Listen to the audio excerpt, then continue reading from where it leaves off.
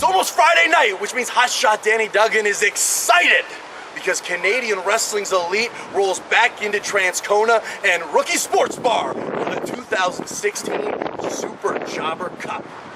And it saddens me, really, really saddens me, hurts me deep to my core that I wasn't a big enough jobber to be in the Super Jobber Cup this year. But I'm gonna try really hard next year, and 2017 is gonna be my year.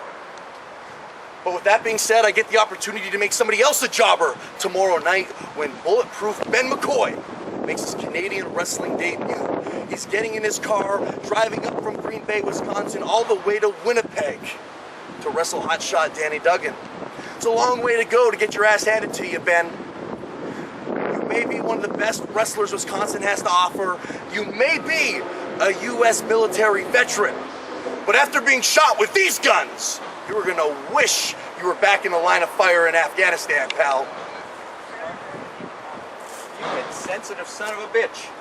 Why'd you have more respect for people? God. What was that? Was that a little much? Tomorrow night,